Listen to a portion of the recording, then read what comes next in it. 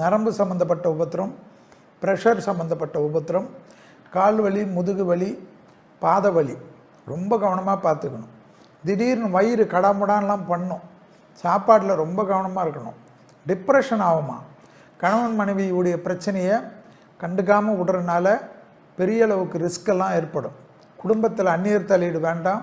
பிறர் குடும்ப விஷயத்தில் உங்களுடைய தலையீடு வேண்டாம். ஆணாக இருந்தால் பெண்கள் விஷயத்திலும், பெண்களாக இருந்தால் புதுசாக பழகக்கூடிய ஆண்கள் விஷயத்திலும் உங்களுக்கு நான் இருக்கேன், நான் பார்த்துப்பேன் எல்லாம் சொல்லிட்டு அப்படியே விட்டுட்டு போடுவாங்க. விட்டுட்டு போகிறது இல்லாமல் உங்களை அவமானப்படுத்துவாங்க. இதுக்கு இருக்கிறத விட்டுட்டு பறக்கிறதுக்கு ஆசைப்பட்டோமேன்னு சொல்லி இருக்கிறது போயிடும். ரொம்ப ஜாக்கிரதையாக இருக்கணும். மேல்மலையனூர் அங்காளம்மன் கோயிலுக்கு போகிறது, திருப்பதியில் இருக்கக்கூடிய அலமேலு தாயார் இடத்துல சரண்டர் ஆகுறது, அதாவது மகாலட்சுமி கிட்ட வீடு பக்கத்தில் இங்கெல்லாம் போக முடியலன்னா வீடு பக்கத்தில் இருக்கிற அங்காளம்மன், வீடு பக்கத்தில் இருக்கக்கூடிய மகாலட்சுமி தாமரை மலரை மட்டும் கொடுத்து அர்ச்சனை பண்ணிக்கோங்க. குடும்ப விஷயத்தில் ரொம்ப கவனம். எக்ஸசைஸு நம்ம நடந்தால் முடியல, கால் வலிக்குது, அதாவது நடந்து செய்ய முடியல, டாக்டர் சொல்கிறார் முட்டி வலின்னா உட்கார்ந்த இடத்துல சேரிலே உட்காந்து செய்யக்கூடிய எவ்வளோ உடற்பயிற்சி வந்துடுச்சு. அதெல்லாம் செய்யணும். மனதை ஒருநிலைப்படுத்தணும்.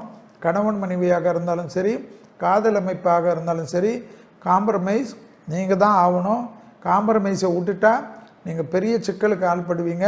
தொழிலில் மிக கவனமாக இருக்கக்கூடிய ராசிக்காரர்கள் சிம்ம ராசிக்காரர்கள் உத்தியோகத்திலும், தொழிலிலும், வியாபாரத்திலும், படிப்பிலும், பிள்ளைகள் விஷயத்திலும் அதிக கவனமாக இருக்கக்கூடிய ராசிக்காரர்கள் சிம்ம ராசிக்காரர்கள்.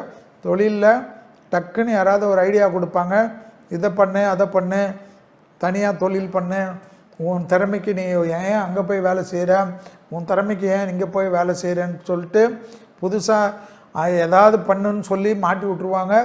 மாட்டி விட்டுட்டு போய் வம்ப விலை கொடுத்து வாங்கி, ஏன்னா பணம் போயிடுச்சுன்னா செலவு ஆயிடுச்சுன்னா உங்களால் நிம்மதியாகவே வாழ முடியாது. ஆனால் பெற்றோர் பெரியோர்களுக்கு அனுகூலமான காலகட்டம். பெற்றோர் பெரியோர் அவர்களை நம்பி அவர்கள் சொல்வதை கேட்பதும் அவர்கள் உங்களுக்காக வாழ்வதையும் சரியாக பயன்படுத்தி கொள்ளுங்கள். இரத்த பந்த உறவுகளுடன் வாக்குவாதம் வேண்டாம். நல்ல நண்பர்கள், நல்ல அமைப்பை கெடுத்துக்கொள்ளாமல் பார்த்து கொள்வது சிம்மம்தான்.